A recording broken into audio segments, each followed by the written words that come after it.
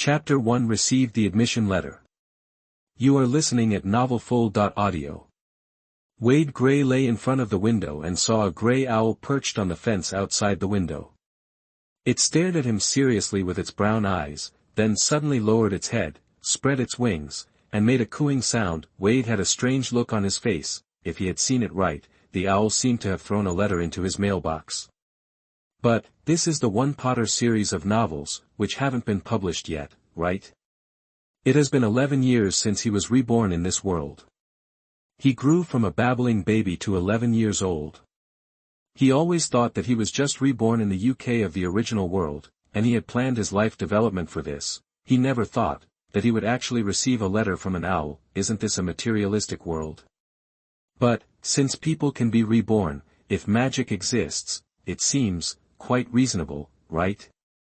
Or it could just be a bad joke. With a little uncertainty in his heart, Wade pushed the door open and walked out. He subconsciously looked at the owl, and the owl's eyes followed him and turned its head slightly. I don't know if it was a psychological effect, but Wade felt that its eyes were full of spirituality. He held his breath, opened the mailbox, and took out the mysterious letter. When he saw the envelope clearly, his pupils shrank suddenly, and his heart was lifted. On the envelope, the detailed address and Mr. Wade Gray were clearly written. The weight of the parchment was particularly heavy, and the emerald green ink was not a common color. Turning over the envelope, there was a dark red wax seal and a shield emblem on the back. The capital H was surrounded by 4 animals, a lion, an eagle, a badger, and a snake. There was no stamp. Yes. An owl as a messenger. Of course no stamp is needed. Wade took a deep breath and opened the envelope with slightly trembling fingers. Hogwarts School of Witchcraft and Wizardry. Headmaster, Albus Dumbledore. Wade could not wait to skip the long list of titles and read directly to the following. Dear Mr. Gray, we are pleased to inform you that you have been accepted to study at Hogwarts School of Witchcraft and Wizardry. Sincerely, Vice Headmaster, female, Minerva McGonagall. Wade read the letter over and over again, still unable to believe it. This is actually the world of Harry Potter. He unconsciously whispered, is this true? Hogwarts School of Witchcraft and Wizardry. The owl stared at him with wise eyes, waited for a while, then lowered his head to comb his feathers, tucked up one foot, turned his head 180 degrees, and looked at the scenery behind him. Wade was stunned for a moment, then turned around and quickly returned to the house, rushed into his father's study, found the best envelope, embossed and gold-dusted letter paper, and wrote solemnly with a feather pen with a classical aesthetic and fragrant ink. Dear Ms. Minerva McGonagall, I am very honored to receive your letter. If this is not a prank, then I am happy to go to your school to study, but I am not sure how to buy the learning tools in the letter. I look forward to your guidance. With the most sincere greetings, I wish you all the best. Wade Gray. The ink seeped into the letter paper and dried quickly. Wade folded it up and stuffed it into the envelope, and wrote the words, Vice Principal Minerva McGonagall, received, on the cover. After going out, he saw that the owl was still standing patiently on the fence waiting. Wade came closer and held up the letter. This is my reply, please give it to Vice Principal Minerva McGonagall. The owl stretched out a claw to grab the letter, then tilted its head and looked at him expectantly. What else? Oh, please wait. Wade's mind flashed. He went back to the house and grabbed a handful of nuts. However, after handing it to the owl, it just looked down, then swept it away with its wings in disgust, and flew away. Wade! Don't eat it. Fortunately, it didn't drop the letter. Back in the house, Wade sat at the table, unfolded the admission letter and read it again and again, his heart pounding. Only then did he feel a little bit of the reality of being admitted to Hogwarts, but, in the 11 years since he was reborn into this world, he has never found that he has any extraordinary abilities. That he didn't fly to the tree for no reason, nor did he bend a spoon with his mind or make the pen fly out of thin air. Is there really magic energy in my body? Or is it because adults' thoughts are too rational and objective, which invisibly suppresses the innate power in their bodies? Wade clenched his fist, then opened it again, but still did not feel the feeling of invisible magic flowing in the body. He stared at a teacup in front of him, concentrating on imagining. Clang! The teacup suddenly shook in the air without any force, then fell down. rolled on the table, and then slowly stopped shaking. Magic is actually real. Wade stared at his palm and was stunned. After his mood gradually calmed down, he dialed a phone number that he knew by heart. "Mom, do you believe that magic exists?" In less than half an hour, a car stopped outside the door at lightning speed. Mr. and Mrs. Gray even forgot to take out the car keys and ran down in a hurry. Wade went out to greet them, but before he could say hello, he was almost choked by a hug that rushed over. "Oh my God! Oh, my God! Vader, my dear, you are actually admitted to Hogwarts. I am so happy. Really. I have waited for this day for too long. I thought you were like us, not having that chance." Her mother, Fiona, was sobbing and crying, her tears smearing her makeup and not caring about it. Wade's father, Ferdinand, hugged them. Although he didn't speak, his eyes were moist. The more Wade listened, the more uncomfortable he felt. "Wait, what do you mean? You guys," he broke away from his parents' suffocating embrace, "do you all know Hogwarts?" "Of course," Fiona said while wiping her tears with a handkerchief. "My mother and your grandparents are both wizards. I have been looking forward to going to Hogwarts since I was a child. It's just..." Ferdinand put his hands on the shoulders of his wife and children and pushed them into the house. "Go in and talk, so as not to be seen by ordinary people." After some explanation, Wade understood the whole story. It turns out that his grandparents and grandmother are both wizards, and the relationship between the two families is also very good. However, due to the war, Fiona and Ferdinand, who were born in exile, are both squibs. That is, they have magic genes but do not have the ability to cast magic. In the flames of war, it is difficult for the wizard himself to survive, let alone two squibs. After it was confirmed that they had no magical abilities, the two were sent to be raised by Muggle families. Over the years, they have completely adapted to Muggle life, but they have always hidden their longing for the magical world in their hearts. However, Vader has never shown any magical abilities since he was born. The two thought that he was also a squib. In order to prevent their children from experiencing the pain of expectation and disappointment like themselves, they concealed the existence of magic. I didn't expect you to be a wizard at all. I mean, I've actually been waiting for this period of time, but it's already July 30th and you haven't received the letter yet. I thought." Fiona cried and laughed, and was finally comforted by the father and son, who went to the bathroom to wash up. After calming down, Ferdinand looked at his 11-year-old son, with worry that could not be hidden in his eyes. "Hogwarts, oh, Vader, I really don't know if, in your capacity, going to that school, is a good thing." Chapter 2 Shopping in Diagon Alley. You are listening at novelfull.audio. Who is Wade Gray? Although he is a descendant of wizards, his parents are both squibs, and he is no different from a muggle in the eyes of a real wizard. Ferdinand told Vader in detail about the wars caused by Grindelwald in modern times and the brutal killings caused by the second-generation Dark Lord. Even the last news they received about the magical world was that their parents were killed one after another because of the war. "Vade, you are very good and always make me and your mother proud. But you have to know that in the wizarding world, the first thing people value is origin. Pure blood, mixed blood, and Muggleborn are naturally divided into 3, 6, and 9 levels in the eyes of many people. About 10 years ago, the most powerful dark wizard at that time, the mysterious man, highly praised, bloodline theory. He and his followers brutally murdered many Muggles and Muggleborn wizards, as well as purebloods who opposed him. My mother and I were also forced to completely cut off contact with the wizarding world at that time. Even if peace is restored now, there must be many wizards who believe that pure blood is supreme, and I have no doubt that they will combine this prejudice with malice passed on to their children. Vade, I'm worried. Hogwarts may not be as beautiful as we thought. Ferdinand said worriedly. After hearing this, Wade smiled quietly. Don't worry, Dad. There must be classmates with the same background as me in the school. As long as I have enough friends around me, others won't dare to cause trouble for me easily, right? That he paused and then said, and, no matter where you are, absolute strength can crush any prejudice. I will study hard and try to become the best one. After hearing this, Ferdinand was not very relaxed. He thought sadly, "But my son, you have never shown any magic ability. Maybe your magic power is only slightly stronger than that of a squib. How can there be any strength in this?"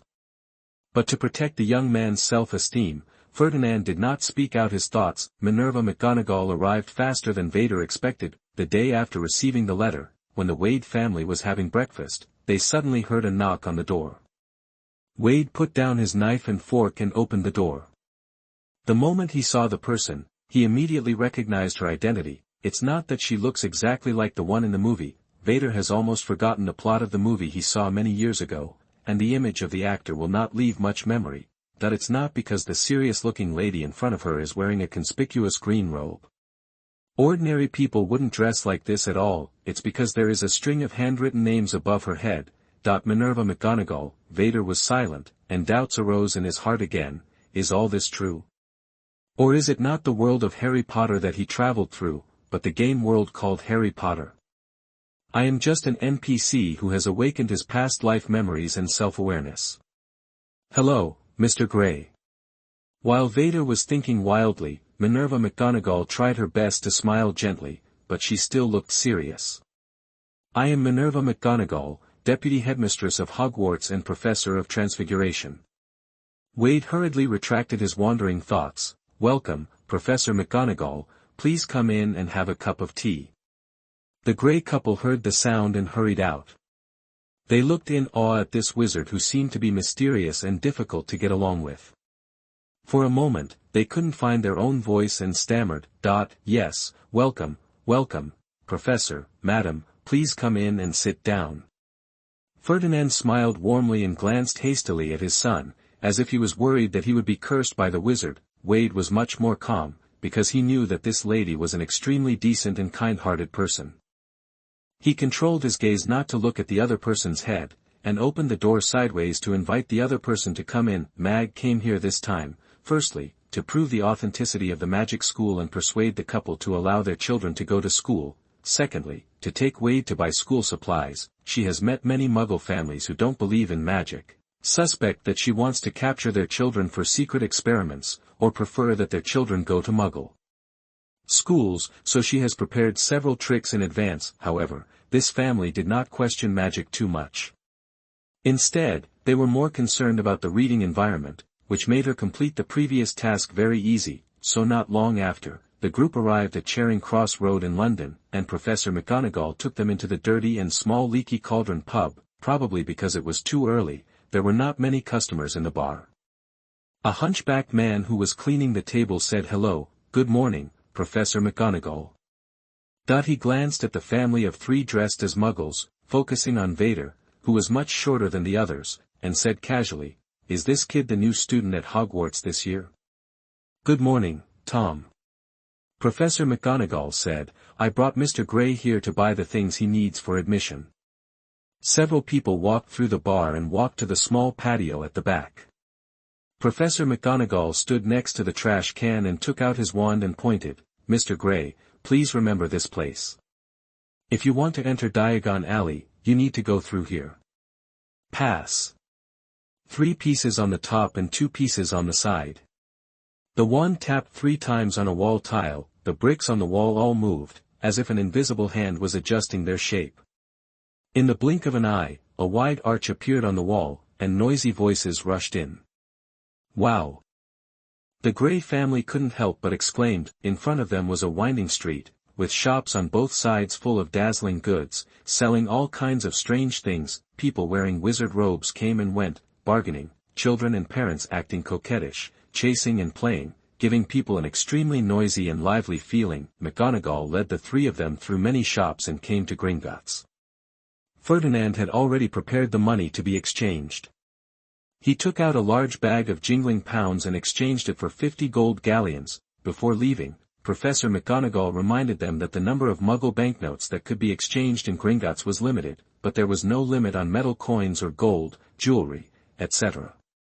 Then, under the guidance of Professor McGonagall, they bought uniforms, textbooks, scales, cauldrons, wands and other items for school, and finally bought an owl as a pet, accompanied by Professor McGonagall of Hogwarts. The shopkeepers were polite even when they saw them wearing Muggle clothes. By the way, Wade's wand is made of poplar wood with unicorn hair, 12 inches, about 30 centimeters, long.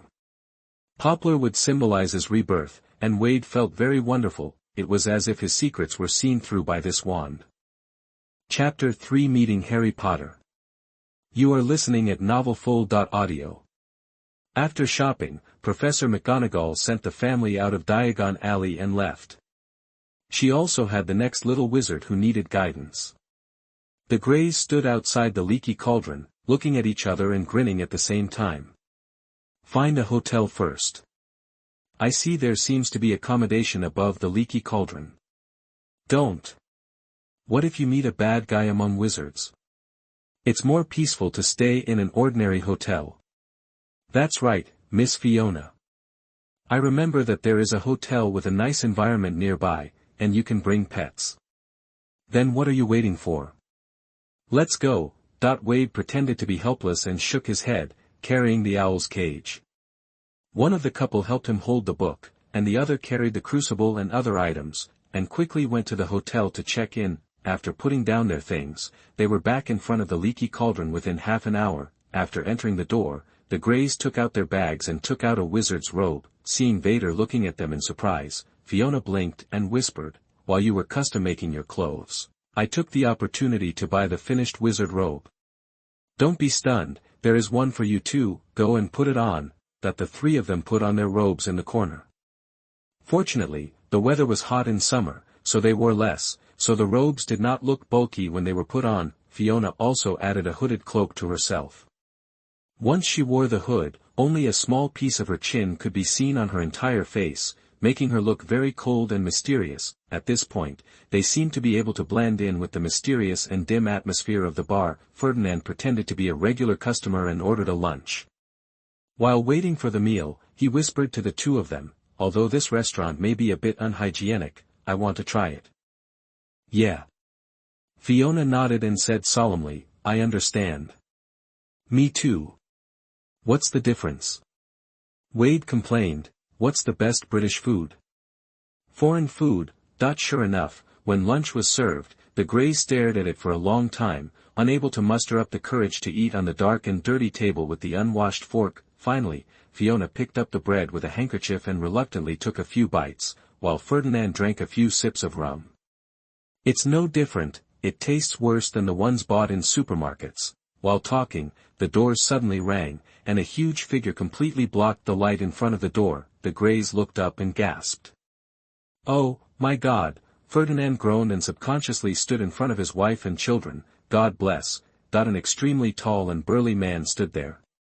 He squeezed in through the doorway with his head almost touching the ceiling. His presence was so strong that most people completely ignored the little person walking in front of him. Only Vader looked at the thin child, and as expected, he saw above the other person's head, Harry Potter, and Tom Riddle. Different from the panic of the Greys, everyone else in the bar was very happy to see the big man. Everyone greeted him with a smile. The bar owner's tone was also a little more enthusiastic. "As per the old rules, Hagrid." "No, Tom, I'm working for Hogwarts," the giant said honestly. "Great. He doesn't look like a dangerous person." Ferdinand breathed a sigh of relief and wiped the sweat from his forehead. "What did he say, Hogwarts?" Fiona noticed what the other party said. "Wade, is that a teacher at the school too?" That she craned her neck to look over, only to see everyone else in the bar stand up and gather around, lining up to shake hands with the kid, brought by the big man. Oh, it looks like a big shot is here." Fiona immediately jumped up, threw down the bread with only one corner missing, and shouted, "Hurry up. Fetty, Wade, let's go too." Ferdinand never refused her whims and requests unless necessary, let alone such trivial matters, so he pushed the chair away and walked over, shaking hands with the boy like the others, and said solemnly, "It's an honor to meet you, Mr. Potter." As if he actually knew who Harry Potter was. Surrounded, Harry Potter couldn't help but shake hands with strangers one after another, listening to their admiration and compliments. He accidentally met the eyes of the black-haired boy at the back of the crowd, and he couldn't help but feel a little embarrassed when the other person looked at him curiously. Harry still couldn't adapt to the fact that he suddenly became a celebrity. He always felt that this kind of fame seemed to be stolen, and Vader has already looked at another person. A pale young man with a purple scarf on his head tentatively approached Harry Potter.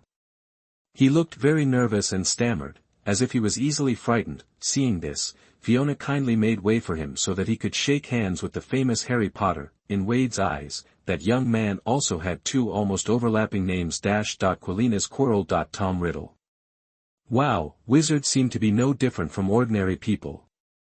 They can also chase stars. Fiona was still very excited when she came back, and Wade didn't understand what she was excited about. Is that kid a child star in the wizarding world? Everyone seems to know him. Fiona said. Judging from his age, he should be Wade's classmate. Ferdinand was not confused by the enthusiasm of the crowd and saw more things, but the kid looks a little malnourished, his clothes don't fit well, and he doesn't seem to be treated well by his guardian. Unlikely. Fiona guessed, clothes. I guess they are popular in the wizarding world. These wizards don't seem to understand how ordinary people dress. Well, maybe. Ferdinand looked at his son, Wade. We just saw a professor from Hogwarts, the young man with a purple turban.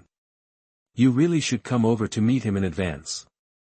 Forget it, I don't think that professor is very reliable. Wade said without interest. Ferdinand thought about it and found it difficult to refute for a while, because he also doubted the level of the professor, because he couldn't even speak a complete sentence fluently. Forget it, we've almost finished eating. Fiona pushed the plate away, pretending not to notice that most of the lunch was left, and said excitedly, let's continue shopping. How could a quick trip to such a wonderful Diagon alley satisfy their curiosity about the magical world? Chapter 4 9 3/4 Station. You are listening at novelfull.audio. Returning to Diagon Alley, it was as lively as in the morning, but without the serious Professor McGonagall. The Grey family relaxed a lot and shopping became more interesting. The Grey family visited almost every store seriously, well, except for one store that sold animal offal and eyeballs. As soon as they entered the door, they saw a huge, skeletal eyeball. Fiona was so frightened that she screamed and ran out. Ferdinand bought some exquisite magical artifacts, such as a broom that automatically sweeps the floor, a golden bird that can fly around, and a talking wizard chess, etc. When paying, he checked with the clerk again and again that there was absolutely nothing on these items. Add any dangerous or harmful magic. Wade spent more than an hour in the bookstore. He had too many books he wanted to buy. But considering that there was only 1 month left before school, and there must be more books in Hogwarts, he finally picked only the few books he wanted most: Common Spells and Solutions, Healing Manual and Ancient Spells. A simple introduction to magic writing. He also bought 2 quill pens that can write automatically, but the clerk reminded him that these pens are not suitable for writing homework because they write down all the thoughts in the owner's mind on parchment in detail, even if they are specially trained. Anyone who has experienced this may accidentally write something that will kill them. When Wade walked out of the bookstore with the new book in his arms, he saw his parents sitting next to the ice cream stall on the street eating ice cream. Ferdinand was also holding a golden owl cage in his hand, and squatting inside was an especially strong-looking owl. The little guy is drawing a circle with his head. Dad, did you buy another owl? Wade asked. That's right. Ferdinand smiled. Considering that you must take your owl with you to school, what if your mother and I want to send you a letter? I heard that the Muggle post office cannot send letters to Hogwarts, so we bought one too. By the way, his name is General Bud, and he's a mighty young man. Vader bent down and said hello, General Bud. General Bader opened his mouth and yawned. Look, I also bought a little guy. Fiona came over and opened her hand. A small white hamster shrank in her hand, looking very well behaved. It's cute, isn't it? Fiona said in a surprised tone. I discovered that the pets in the wizarding world may have taken smart pills or something like that. They seem to be much smarter than ordinary animals. She is not afraid of people at all. Seems to still understand my orders. Cute is cute, but Mom, hamster seems to be on the owl's diet, right? Wade asked. He also bought an owl and bought owl food under the recommendation of the store clerk. He then learned that owls mainly eat rodents, birds, fish or insects. In short, they are carnivores. Thinking about the handful of pine nuts he had caught for the school owl, Wade secretly apologized in his heart. It doesn't matter, your father will take good care of his owl.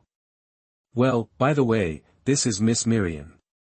Fiona said seriously, Wade, it's time for you to give your owl a name. Well. Wade glanced around and happened to see an Avant stationery store. The letters, EVA, at the beginning were shining brightly in the sun, which was very conspicuous. Just call her Ava. He said casually. The Gray family has been hanging out in Diagon Alley for several days. Ferdinand can already discuss Quidditch games and various models of Nimbus 2000 with others without any obstacles. Fiona has bought one for her hamster Miss Miriam. A complete set of miniature furniture, with a self-cleaning spell cast on it, and an assortment of tiny dresses, wizard robes, hats and rainbow-colored socks. Of course, as the parents of a new student at Hogwarts, they signed a confidentiality agreement with Professor McGonagall on the first day, promising not to tell any non-magical people about the magical world and fulfilling their obligation to keep it safe. Keep magic items out of the Muggle world. A month goes by in a blink of an eye. On the morning of September 1st, Fiona helped Wade check his suitcase again, making sure that he had everything he should bring, from nail clippers and ear picks to autumn and winter clothes, packed into the suitcase. Ferdinand drove him to King's Cross Station, platform 9 3/4. This is the starting point of the magical journey. From the appearance, it is just an ordinary partition wall. Wade pushed the box with an owl cage on the cart. He walked to the front of the partition wall, then turned around and saw his parents smiling and waving to him. Wade also smiled and waved, then turned around and rushed through the partition wall in one breath. Fiona covered her mouth and let out a sudden sob. Ferdinand put his arm around her shoulders and sighed. If we could go to the platform to see him off. Don't tell him, I don't want Wade to feel sad. Fiona sobbed and said, go to school, you should go to school happily. Ferdinand patted her gently and comforted her. Don't worry, I have inquired a lot about the news in the past few days. The wizarding world is very peaceful now. Dumbledore, the greatest wizard in the world, is their principal, and Vader is in the school. It'll be fine. Yes, I'm sorry. A timid voice sounded next to him. Ferdinand looked down and immediately recognized the boy in front of him. Are you, Harry Potter? He said in surprise. Yes, it's me. Harry uncomfortably pushed his hair on his forehead to cover the scar. He had forgotten that he had seen the couple in the leaky cauldron before, mainly because there were too many people shaking hands with him at the time, and the light in the bar was very dim. At this time, he asked cautiously with a bit of joy, I just heard you talking about Hogwarts. I mean, I don't quite know how to get there. Oh. Ferdinand suddenly realized, do you see that wall? Just push the box and rush over. If you are afraid, just close your eyes. Don't worry about being hit. This was not told to them by Professor McGonagall, but what Ferdinand heard from his parents when he was a child. At that time, he had not yet been confirmed to be a squib, and his parents told him many stories about the wizarding world. But later, they never mentioned those things again. Oh, okay. Harry was a little bit unbelievable. He tentatively looked at the couple's faces. They looked very kind, but he didn't know if they were teasing him, seeing that the other party had been looking at him with encouraging eyes, as if waiting to see him through the wall. Harry, who was embarrassed to ask others, gritted his teeth and pushed the box over. Not very fast. Stop when you hit the wall. It's no big deal to be laughed at, the boy thought so nervously in his heart, but he never waited for the expected obstacle. At a certain moment, his ears were suddenly full of buzzing voices, and what suddenly appeared in front of him, that was a huge, crimson train, with endless tracks winding into the distance. Chapter 5 on the Train. You are listening at novelfull.audio. While Harry was dragging his heavy suitcase through the crowd, Wade had already found an empty compartment and sat down. While no one was around, he changed into his school robe in advance, took out Monsters and Where to Find Them and started reading. In a month, Vader has roughly read all the books he bought. In terms of content, Monsters and Where to Find Them, alias, Fantastic Beasts and Where to Find Them, is his favorite. Of course, this love may also be due to the author. The author of this book, Newt Scamander, is the protagonist of another Harry Potter film series. He has a deep affection for all kinds of magical creatures. Love, and a magic box that makes Vader extremely envious. After a while, the cubicle door suddenly opened. A little brown-haired girl stood at the door, looked at it, raised her chin and asked, "Excuse me, is there anyone else coming here?" Wade glanced at her rather conspicuous pair of front teeth and said, "No." "Oh." The little girl dragged the box in. After sitting down, she raised her head and said, "Hello, I am Hermione Granger." Vader put down the book, stretched out his hand and said, "Vade Grey. Are you reading Monsters and Where to Find Them? So you are a freshman this year?" "Me too. By the way, I have memorized all the contents of this book, and of course, the other textbooks as well."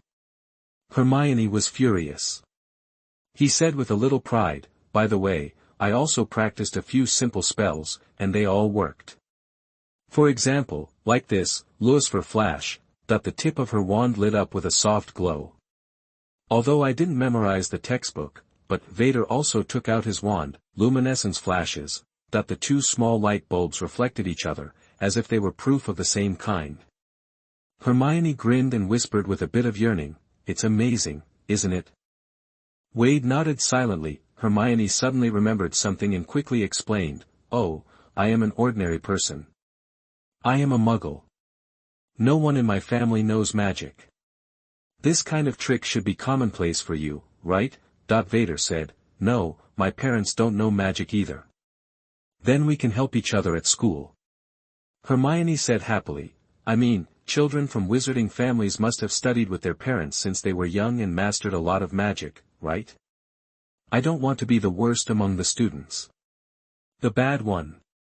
Don't worry about that." Wade couldn't help laughing and said, "I'm sure there are not many people who can memorize the textbook. Maybe you are the only one. You are really amazing, Miss Granger." "Well, this, actually doesn't, I mean, some of the content is quite difficult, and there are some spells that I didn't dare to try at home, because the book said that saying the wrong spell will have terrible consequences." Min stammered, blushing. When she was embarrassed, the door of the compartment was pushed open again. Hermione breathed a sigh of relief and immediately looked towards the door. A boy with a round face stood hesitantly at the door and asked hesitantly, "I'm sorry, can I sit here?" "Of course, come in." Hermione said enthusiastically. First, the boy put the box away awkwardly, sat down and wrung his fingers nervously, as if he rarely interacted with others. Hermione took the initiative and said, "Hello. I am Hermione Granger, and he is Vader Grey. We are both freshmen this year. What is your name?" "Neville," he said. "My name is Neville Longbottom." "Well, a freshman too.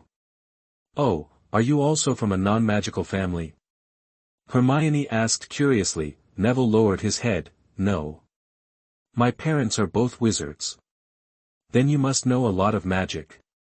Hermione said, "I have only mastered a few simple spells, Lewis for Blink, and Repair to Original, but the petrification spell is still a bit uncertain.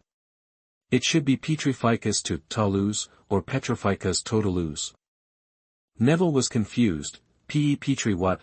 Hermione blinked, as if she didn't understand what he was asking. Neville said with a sad face, I haven't even mastered fluorescent flashing yet." "Oh." Hermione was a little disappointed, but also a little happy. She puffed up her chest slightly and said, "Well, it doesn't matter, I can teach you, we can learn from each other." Neville looked like he was about to cry. "Neville." Vader suddenly said, "What is moving in your pocket?" Neville looked down and said, "Ah, it's my pet. It always likes to run around." He took out a black-gray toad from his pocket, held it in his palm and happily introduced it to the two of them. "Look, it's called Leaf."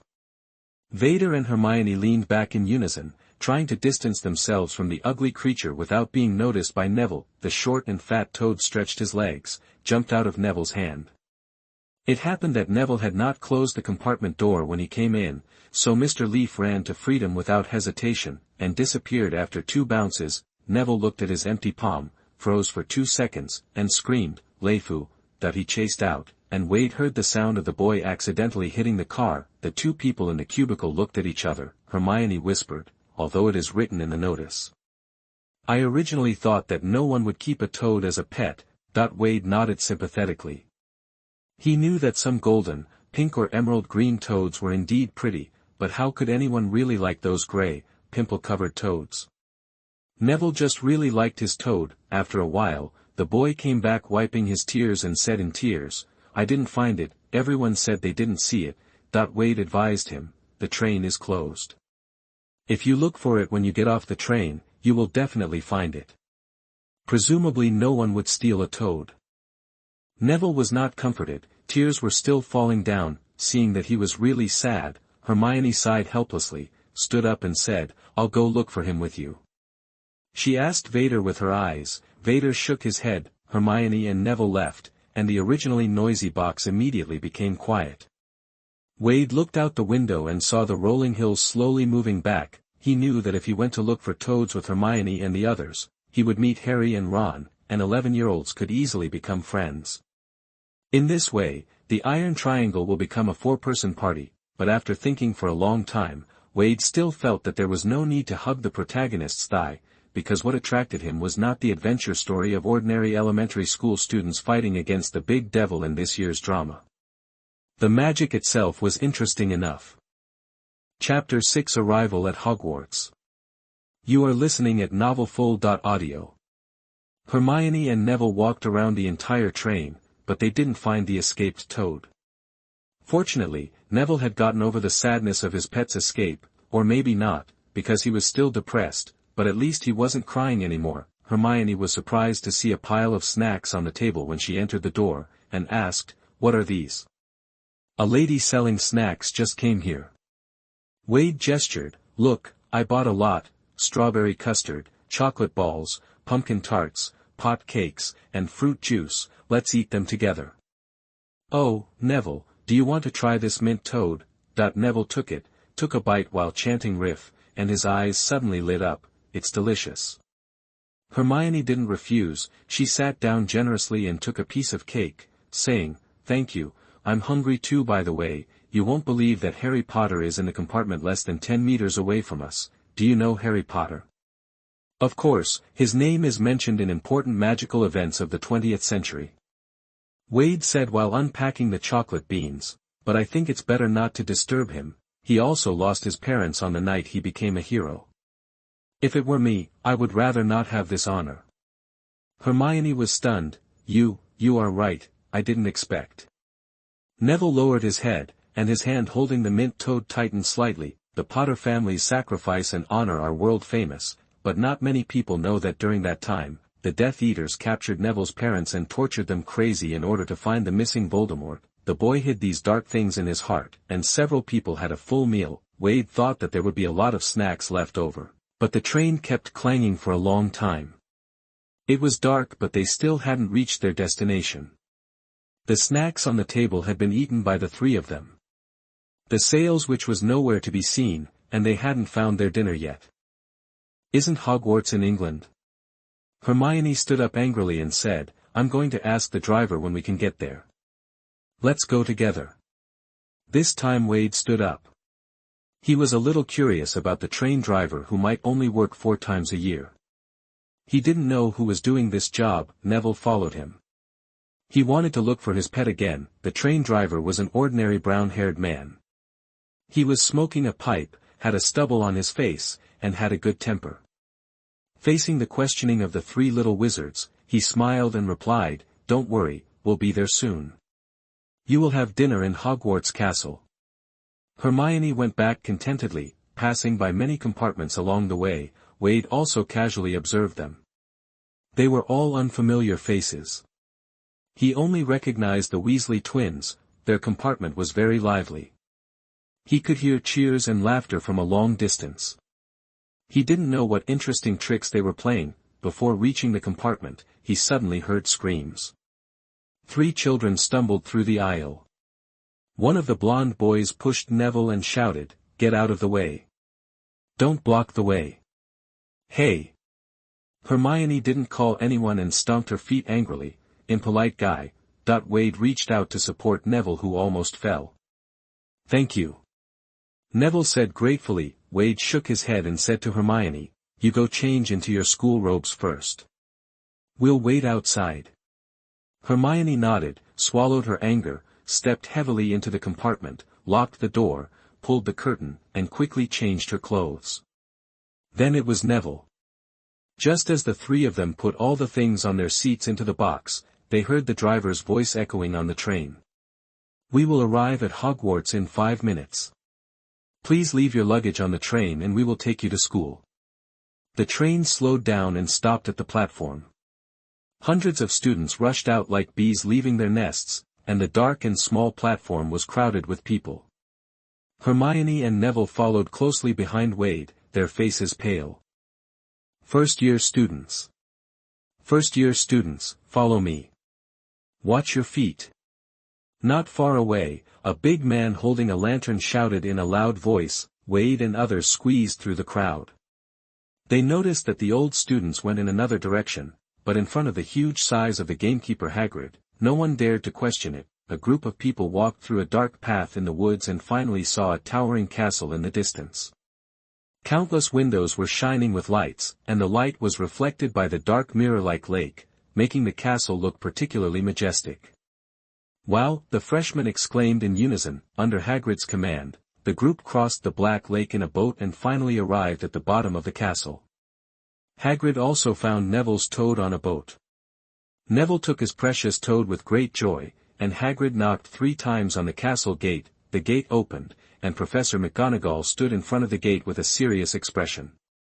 "Welcome to Hogwarts," she said. The sorting ceremony began. Hogwarts has 4 colleges, namely Gryffindor, Slytherin, Hufflepuff and Ravenclaw. A talking hat sorts students according to their talents and qualities.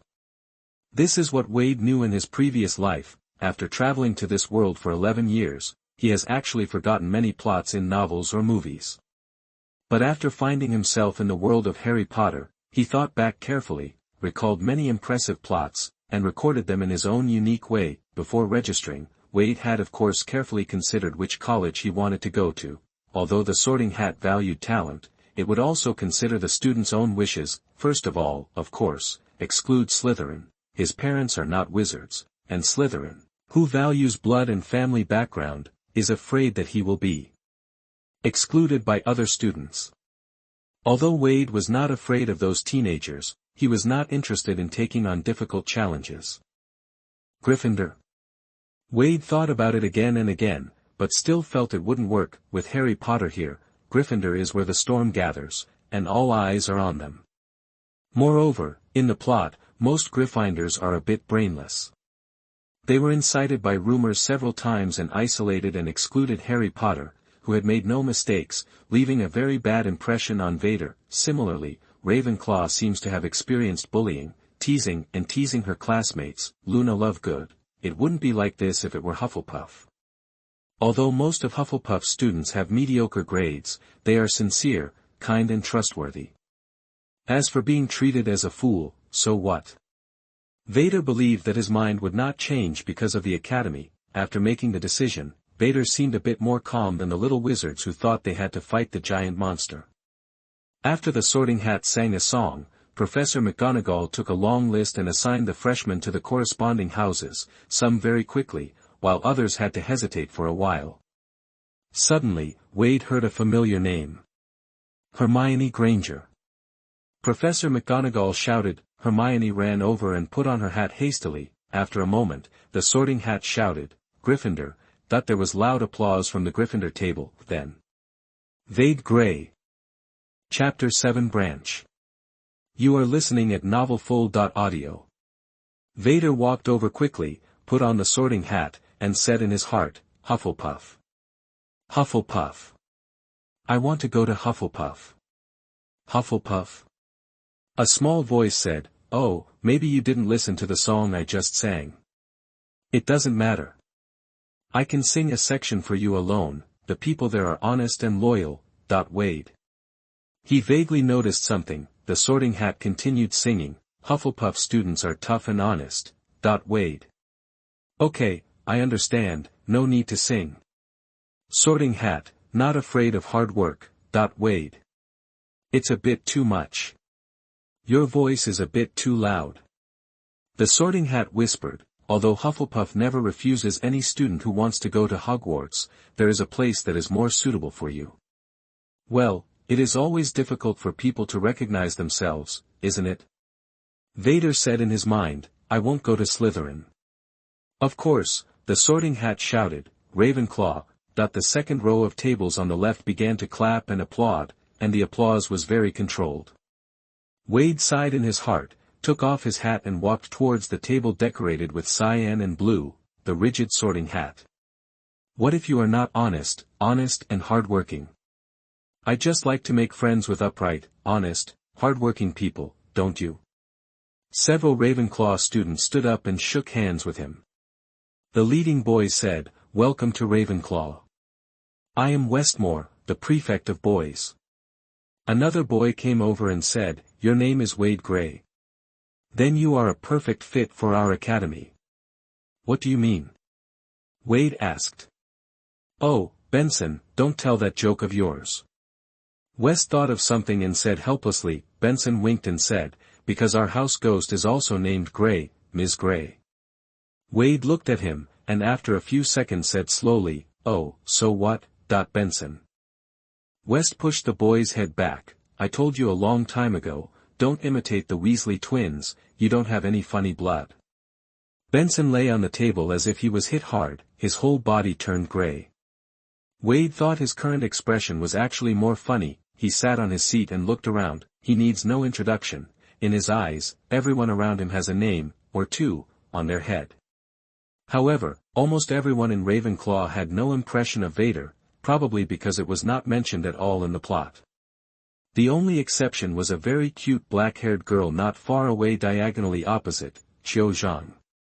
She was looking at the new students in the branch and did not pay attention to Wade's gaze. Everyone at the teacher's desk also compared with what they remembered: Albus Dumbledore with silver hair and long beard, Severus Snape with sallow face and greasy hair, as short as a 3-year-old child. Phileas Flitwick, the neurotic Sybil Trelawney, the fat Professor Sprout, and Calinus Quirrell with one face in front and another in the back. Tom Riddle, of course. Vader, who was sitting on the long table in Ravenclaw, was like a transparent person, and the professors did not pay attention to him. The sorting ceremony is still going on. Michael Corner. Ravenclaw. Before Vader, a blond boy named Anthony was sorted into Ravenclaw and was greeting everyone excitedly. Soon after, a boy with long black curly hair named Michael Corner came and sat next to Vader. Then came Padma Patil, the younger sister of a pair of Indian twin sisters. Her older sister Parvati Patil was sorted into Gryffindor. There are not many new students in Ravenclaw, there are only about 10 people in one after another. The new students observed the surroundings cautiously and excitedly, until a name suddenly rang out. Harry Potter. The entire auditorium fell silent, followed by buzzing discussions. Potter? Harry Potter? Is that Harry Potter? At the Ravenclaw table, some students who were originally aloof and did not pay much attention to the new students could not help but turn their heads and crane their necks to see the black-haired boy who walked in front of the Sorting Hat. When he put on the hat, many people waited with bated breath. From Gryffindor to Slytherin, from the Principal Dumbledore to the Castle Administrator Filch standing at the door, everyone was looking at the dirty hat. The dirty hat, and the little boy with most of his face covered under the hat. The voices gradually became quieter. Finally, Gryffindor, the Sorting Hat shouted, and there were enthusiastic cheers and applause in the auditorium. Gryffindor was the loudest among them, but almost everyone in Ravenclaw also applauded. This is a treatment that other people do not get when they are sorted. I already knew he would go to Gryffindor. Benson said to West seriously, "Of course Harry Potter will be in Gryffindor, otherwise where else could he go?" "Shut up, Benson. 2 months ago you said Harry Potter was the person written in the book. In fact, he didn't exist at all. West rolled his eyes. As the last new student was sorted into Slytherin, Professor McGonagall left with the sorting hat, and Dumbledore stood up and opened his arms. "Welcome," he said, "welcome everyone to Hogwarts to start the new school year. Before the banquet begins, I want to say a few words. That is, idiot. Crying nose. Residue. Screw. Thank you everyone." Upon hearing this classic opening statement, Wade applauded vigorously. "What does he mean?" asked Michael, who was sitting next to him. "I don't know," Wade said. "Then you applaud?" Michael asked with raised eyebrows. "Isn't such a short speech worthy of applause?" Wade asked rhetorically. Michael thought for a while and agreed, "You are right." Warm applause accompanied the cheers, and in the blink of an eye, a lot of food appeared on the empty long table, such as roast beef, lamb chops, potato chips, mashed potatoes, etc. Although there were a little less vegetables, the aroma was rich and delicious. Delicious, the students, who had been hungry for a long time, immediately feasted. After almost everyone was full, the main meal disappeared and many desserts appeared on the long table. The students, whose stomachs were full, had to slow down to taste and take time to chat with the people around them. The conversation among the new students naturally focused on their family background and lineage. A boy named Stephen said, "I was born into a pure-blood family. My mother is also a Ravenclaw and my father is a Gryffindor. I have read all the textbooks in school when I was at home." "What about you, Wade?" someone asked. Vader said candidly, "Neither of my parents knew magic." "Then magic must be a completely unfamiliar field to you, right?" Stephen said in a sympathetic tone, "You will have to work harder at school." "Well, I will try my best," Wade said with a smile. "Although I'm a mixed race, I think it doesn't matter whether it's pure blood or hemp seed." Michael next to him said to Wade, "Just like my family, my father is a wizard, but he is not as smart as my mother. My mother decides everything." Vader Gray's last name is G, Hermione Granger's is Granger, and Harry Potter's last name is P instead of B, so Vader was behind Hermione and in front of Harry when he was sorted. Chapter 8 A Letter. You are listening at novelfull.audio. Dear Mom and Dad, although I just left home, I already miss you. I hope you are in good health and happy. Yesterday we took a Crimson Steam train to Hogwarts. The school is a majestic castle with meadows, forests, and lakes nearby. I have to say that the scenery here in the morning is very charming. It was already evening when we arrived at the school, and the first thing was the sorting. I think you also know that Hogwarts is divided into 4 colleges: the brave and generous Gryffindor, the upright and loyal Hufflepuff, the wise and knowledgeable Ravenclaw, and the ambitious Slytherin. Wade paused slightly when writing here. He suddenly thought that among the 4 colleges, the other 3 colleges valued the quality of students when enrolling, but Ravenclaw only required ability, so smart and brave people may go to Gryffindor, such as Dumbledore and Hermione. Smart and loyal people are admitted to Hufflepuff, such as Scamander, the protagonist of the Fantastic Beasts series, and Cedric. Smart and ambitious people are in Slytherin, such as Voldemort and Snape. So what about the smart people who stay in Ravenclaw?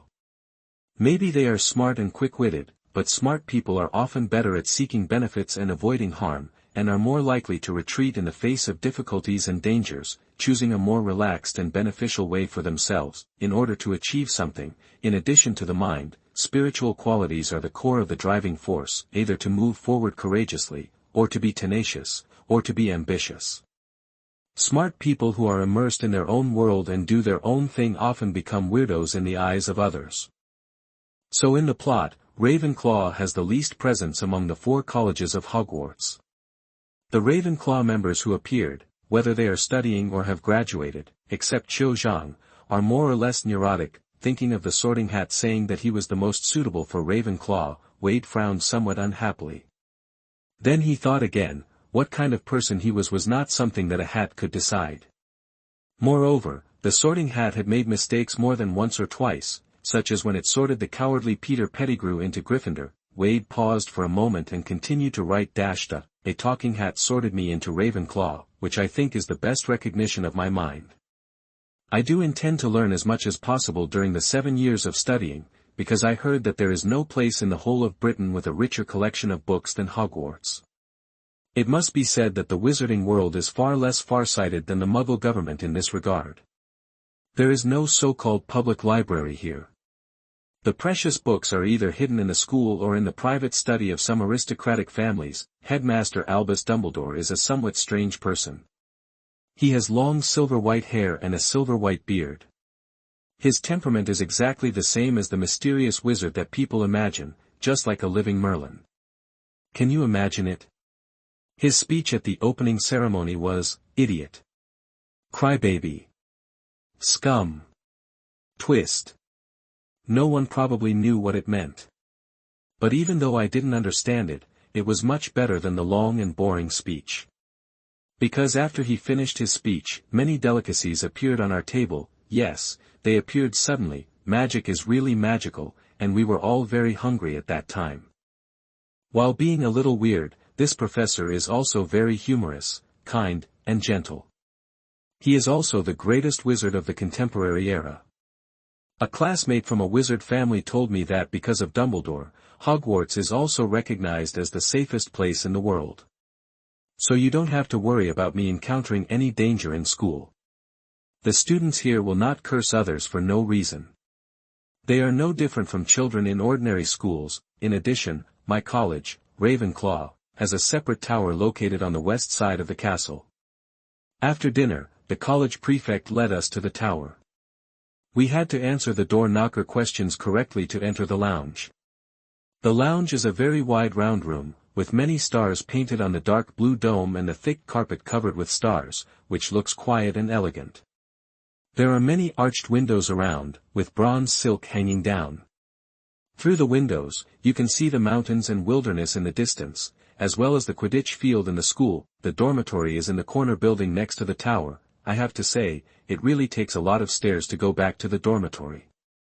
However, the old student said that the school's stairs are often more friendly to Ravenclaw students, and they will not move around to tease us. Sometimes they will make a shortcut, which can save at least half of the journey, perhaps because the ever-changing stairs in the castle are designed by the founder of the college, Ms. Ravenclaw. Ravenclaw students have the least number of students among the 4 colleges. The dormitory is a double room, and there is just one more male student, so, you should have guessed it. I seized the opportunity to quickly apply for it, and finally luckily got a single room. There are warm beds, wardrobes, desks and bookshelves in the dormitory, as well as a separate bathroom, and all daily necessities are prepared. We didn't need to do laundry or clean the room. There was a group of invisible helpers in the castle. When we woke up, everything was in perfect order. They probably sent my suitcase to the dormitory. Thank God, I didn't have to carry it up the spiral staircase by myself. Students in the college are easy to get along with, and Wes takes good care of the freshmen. Because he was worried that some students would get lost, he waited in the lounge early this morning and took us to the hall for breakfast. At the same time, he also gave us the schedule for this semester. I have to say that the schedule is very easy, which is the least worrying part. After breakfast, Wes took us around the school and told us where to go for each class, which places are prohibited from entering the school, and shortcuts to places such as the library, the school clinic, and the Quidditch field. We will have flying lessons soon, and I will ride a flying broom for the first time. It's exciting, isn't it? In the past, I never thought that we humans could fly in the sky like birds. Of course, I will follow the professor's instructions, pay attention to safety, and avoid injuries. Finally, I want to say that Hogwarts is a great school.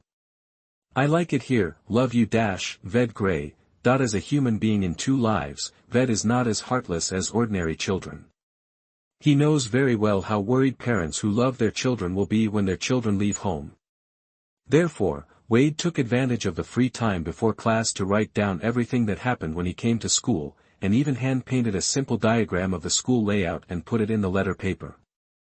After writing the letter, Wade reviewed it again and changed the ambitious Slytherin to shrewd and proud. It's not that he wanted to praise Slytherin College, but he didn't want his parents to find out the possible conflicts between colleges from the wording and sentence structure, and then start to worry about his situation, because the Grey couple's impression of the wizarding world is still at the stage when the Dark Lord is rampant. After Wade received the Hogwarts admission letter, they have been secretly feeling guilty and worried about their identity as a squib. Wade wanted to tell them, it's okay, the war is over, the bloodline theory is not the mainstream, everything is good in Hogwarts now, his origin is not an obstacle to him, and his parents are not a burden to him, he was always grateful to be their child. Chapter 9 Potions Class. You are listening at novelfull.audio. The first-year class schedule at Hogwarts is very relaxed. For example, on Monday, Vader only had 2 potions classes in the morning. After breakfast, a group of Ravenclaw freshmen walked to the underground classroom together. As the environment gradually became colder, the students' faces gradually became a little pale. I heard that Professor Snape, who teaches potions class, is the Dean of Slytherin House.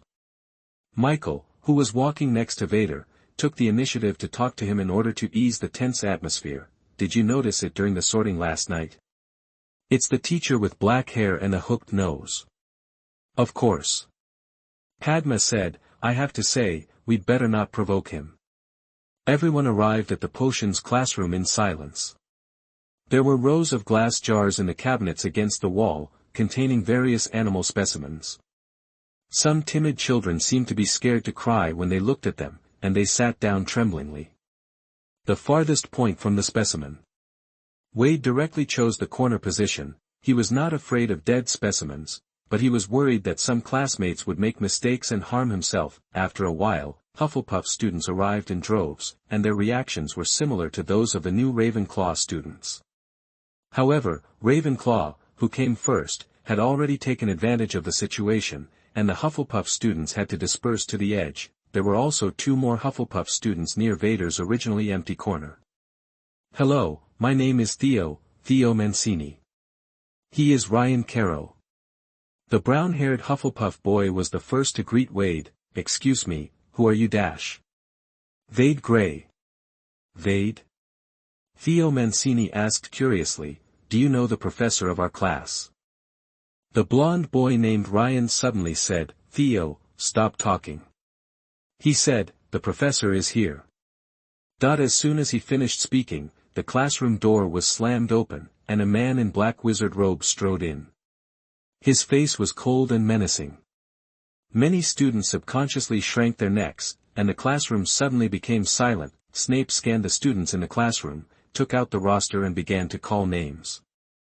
Seeing that no one was late for the first period, his expression finally softened a little. Potion is a very precise course, Snape said in a low voice like a whisper. Strict procedures and precise proportions need to be followed. If anyone changes the potion formula without authorization, or arbitrarily adding or subtracting material components, or foolishly waving a magic wand in an attempt to cover up a mistake, his cold eyes swept over the silent new students, focusing on the Hufflepuff students wearing yellow and black striped ties. I will make him realize deeply what terrible consequences the wrong potion will bring. Theo swallowed nervously, as if Snape's words meant something to him. Vader suddenly felt something was wrong. He chose a corner position to avoid interference, but there seemed to be a landmine buried next to him, as if there was a radar on his head. Snape immediately caught some kind of cub's apprehension and said without even looking at the roster, Theo Mancini. Yes. Theo stood up in a hurry, almost knocking the crucible over. Yes, Professor. How do you deal with slugs when making scabies potion? Asked Snape. 7 or 8 arms were raised in the classroom, most of them were Ravenclaw students. The good news, Snape didn't go out of his way to make things difficult for the students. The questions he asked were exactly what was in the first chapter of the textbook. Bad news, Theo didn't preview the textbook ahead of time. The boy said shakily, I don't know, sir. Sit down. Snape said coldly, for not previewing the text in advance, 1 point will be deducted from Hufflepuff. Wade Grey, he casually nodded at the Ravenclaw sitting next to him. Wade stood up immediately. Cook for 5 minutes, sir. Correct answer. Snape nodded, but instead of giving points to Ravenclaw, he immediately asked another question. Michael Corner, what is the role of nettles? Yes, it can treat inflammation, hair loss, and stop bleeding, Michael stammered. Not bad. Snape nodded and told him to sit down, and then asked, Hannah Abbott, when should the porcupine quills be added? The blonde girl stood up with tears in her eyes, as if Snape would burst into tears if he said another word. Snape looked away and called the other person's name, Rian Caro. Ryan had already quickly opened the book and read it when he started to ask the question. This question was specifically emphasized in the book. After turning off the engine, Professor, Ryan said as calmly as possible. Snape glanced down and glanced at the textbook he had opened. I hope you can put the knowledge into your mind in advance instead of just rushing in during class to pray for Merlin's blessing. Ryan's mouth was still tight as he sat down, and Theo patted his arm comfortingly. Snape wasn't targeting anyone in this lesson, he was targeting everyone. The stormy question gave everyone a severe blow. When the explanation officially began, Hufflepuff had been deducted 13 points, and Ravenclaw had also been deducted 5 points. In silence, Snape began to instruct everyone to prepare the scabies potion. He divided everyone into groups of 2 according to their seats, and then waved his wand, and the detailed steps were listed on the blackboard. Everyone hurriedly took up their pens and wrote them down. Wade found that there were some minor adjustments between the content on the blackboard and the steps in the book.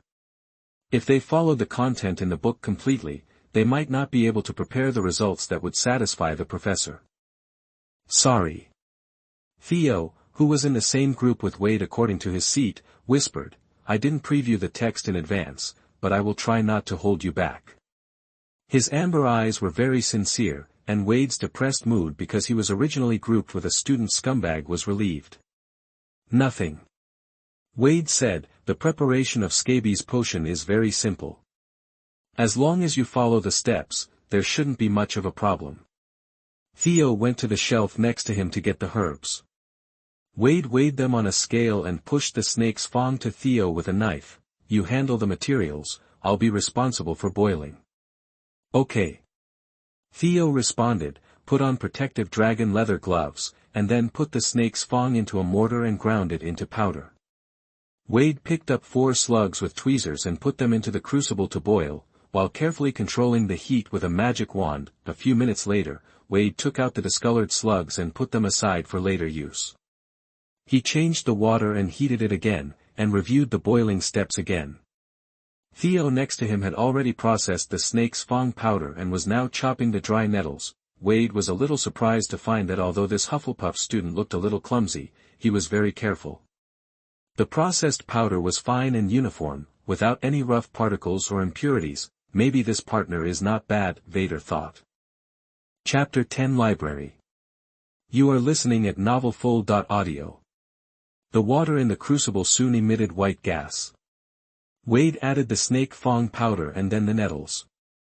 He stirred twice clockwise and 3 times counterclockwise. The crushed nettles melted quickly like ice cubes. At this time, there were sudden screams in the classroom, and a green smoke hissed out. Some students were yelling in pain as their skin was corroded by the failed potion.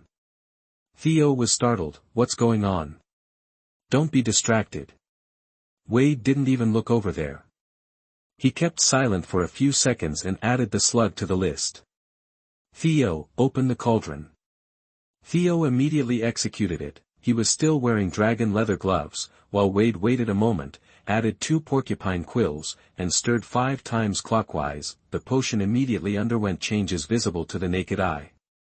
The disgusting brown-green liquid quickly turned into a green, jelly-like color. This was exactly the color written in the book after the potion was successfully brewed. Theo looked at the potion in surprise, then at the book, and exclaimed, it worked. Wade, you did it in one go.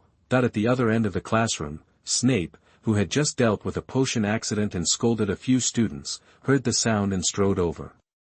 He lowered his head, examined it carefully, and finally looked at Theo nervously.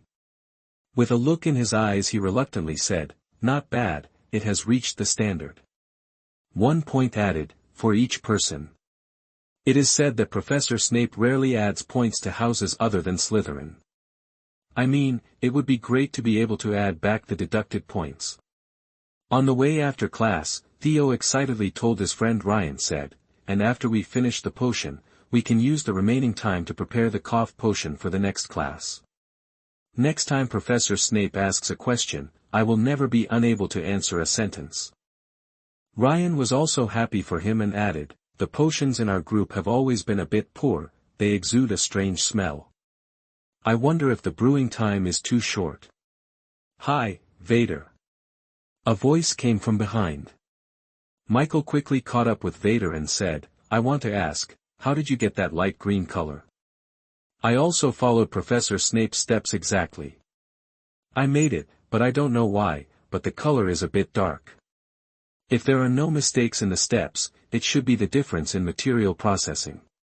Wade looked at his partner Theo. Theo processed the materials perfectly. "Our final product has almost no impurities." Michael looked at the Hufflepuff in surprise. Theo didn't seem to be used to being praised. He blushed slightly and quickly changed the subject. "By the way, do you have classes in the afternoon? How about we go to the library to do homework together?" Before get out of class ended, Snape asked them to write a paper on scabies potion, at least 6 inches, about 15 centimeters. "Don't be so anxious, right?" Michael was not happy. "It's not due tomorrow, there are still several days until Friday," that he automatically counted himself in, even though Theo initially only asked Vader and Ryan. "I'm going to the library." Wade said, "It's only 6 inches. I'll finish it quickly. I won't have to think about it all the time." Ryan also nodded. Library. Michael was probably a bit of a procrastinator. He hesitated and looked longingly at the classmates who were discussing exploring the castle or taking a walk by the Black Lake. 2 girls giggled and invited Michael to go to the Quidditch pitch with them, but Michael didn't know why. He hesitated for a while, and finally trotted to join the 3 Vaders. "Aren't you going to play?" Wade asked him. Michael sighed. "If everyone goes to play, of course I want to go. But if someone goes to do homework in advance, I feel guilty when I play." The library of Hogwarts is on the west side of the castle. The space inside is much larger than it looks from the outside. Vader is sure that some kind of magic to expand the space is used here. The library is divided into several floors, with several stairs moving among them. The crisscrossing bookshelves are lined up silently, containing thousands of books. Between the bookshelves are rows of tan desks. On the first day of school, there were very few students in the library. When the 4 little wizards looked at the countless books in wonder at the entrance, the librarian Mrs. Pants noticed them immediately. She walked over quickly, looked down at the 4 of them, and asked, "New student?" Theo, who was standing at the front, nodded.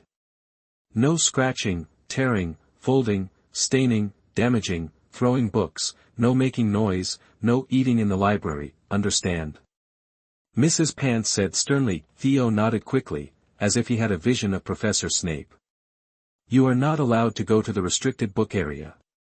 You can read the books in the ordinary area, but you are not allowed to scribble on them. If you want to take them out of the library, you must get my permission. Remember." That everyone nodded together again. Mrs. Pants asked again, "What book are you looking for?" Scabies potion, books related to potions." Michael said. Mrs. Pants waved the wand in a circle, and a dozen books flew from several bookshelves. "These should be enough, go and study." Mrs. Pinksy said with a faint smile on her face. Several people hugged their books and found a seat by the window to sit down. Michael flipped through the pages, probably considering that there were 4 of them, 2 of each kind of book, and the thinnest one was an inch thick. This had to be seen when. He flipped through a few books at random, but felt that he didn't understand a single word. He wondered if he could first copy 100 or 200 words from the text, and then find a book to excerpt a few sentences to make up the length. Then he heard the sound of a feather pen swishing across parchment next to him. "Ved?" Michael asked in surprise, "Did you know how to write so quickly?" "Huh." Ved didn't even raise his head. "It's not very difficult." There were a few books in front of him, and he wrote 4 or 5 lines in a short time, and the words were not particularly large. Not only Michael and Theo were dumbfounded, but even Ryan, who had never talked much, couldn't help but look at what Ved had written. Ved looked at the expressions of the crowd and realized that he had overlooked for a moment. The children in front of him were all 11 years old, not his classmates in college who could easily write 1,000 or 800 word essay. If these children were from wizard families, they would not even have received systematic school education. Even if they had attended elementary school in a Muggle school, they might not have written many essays. He didn't mind sharing his essay experience with a few people. Writing a paper is actually very simple. Wade pulled out a blank piece of parchment and whispered as he wrote on it, just build a simple framework and fill it with appropriate content. First, briefly introduce the scabies potion. Second, the history of this potion, such as who invented it and who improved it. Third, write about the configuration process and precautions. Fourth, analyze why the potion does not meet the standards, what accidents will occur if the configuration is improper, how to deal with the accidents, etc. Fifth, you can analyze in detail the effects of several materials and their reactions to each other. For this, please refer to 1000 Magical Herbs and Commons. See Introduction to Magical Potion Materials. Sixth, write about the symptoms corresponding to the scabies potion, the causes of the disease, symptoms, potion usage, past cases, etc. You can also compare with similar potions, such as comparing their materials, brewing time, cost price, efficacy, etc. Finally, you can simply summarize and write down your own ideas. There are too many things to write about. You can choose 2 or 3 at random and you should be able to complete a qualified paper. The 3 of them were silent for a long time, and suddenly they took out parchment at the same time and began to copy quickly, not to do homework, but to copy down everything Wade wrote. You are such a genius, Wade. Michael praised as he copied. This is simply a thesis secret book. Theo nodded. That's right. I feel that no matter what kind of paper I will write in the future, let alone 6 inches, I can write 6 feet. Ryan stopped writing, he thought about it, and said seriously, 6 feet is not good. 6 feet is still too much, I can't write it. Wade and the other 2 couldn't help laughing.